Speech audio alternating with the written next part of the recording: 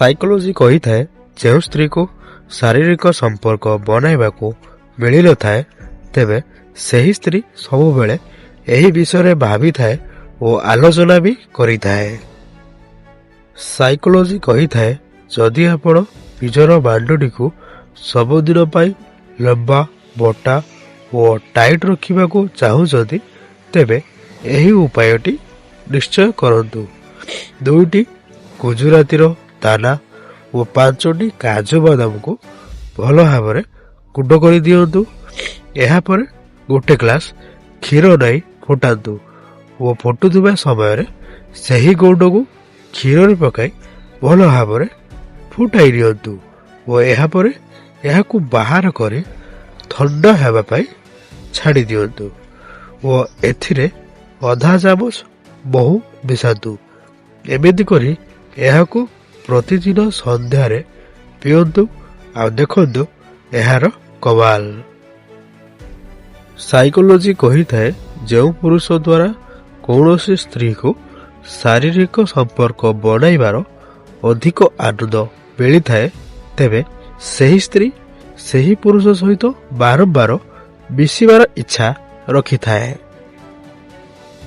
Psychology କହିଥାଏ ମହିଳାଙ୍କୁ ଭଲ ପାଆନ୍ତୁ, ବସ୍ତୁକୁ ନୁହେଁ ଓ ବସ୍ତୁକୁ ବ୍ୟବହାର କରନ୍ତୁ କିନ୍ତୁ ମହିଳାଙ୍କୁ ନୁହେଁ।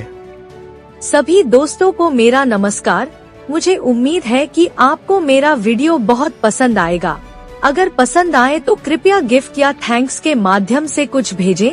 मेरा आपसे एक अनुरोध है, 93% लोग वीडियो देख रहे हैं लेकिन सब्सक्राइब नहीं कर रहे हैं। कृपया सब्सक्राइब करें और वीडियो को लाइक करें। मैं आपका हमेशा आभारी रहूंगा। ସାଇକୋଲୋଜି କହିଥାଏ ପୁଅମାନଙ୍କର ଗୁପ୍ତାଙ୍ଗ ଭଳି ଝିଅମାନଙ୍କର ଗୁପ୍ତାଙ୍ଗ ବି ଠିଆ ହୋଇଥାଏ। ଜାଣିଛନ୍ତି କେମିତି?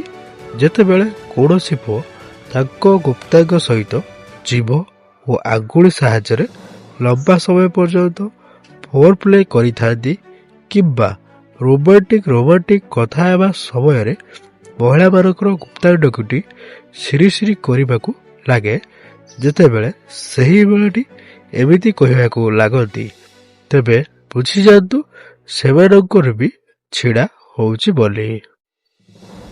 ସାଇକୋଲୋଜି କହିଥାଏ ଯେତେ ପର୍ଯ୍ୟନ୍ତ ଏହି ପୃଥିବୀ ପୃଷ୍ଠରେ ସରଳ ଲୋକ ଜୀବିତ ଅଛନ୍ତି ତେବେ ଚାଲାକ ଲୋକ କେବେ ବି ଭୋକିଲା ମରିବେ ନାହିଁ।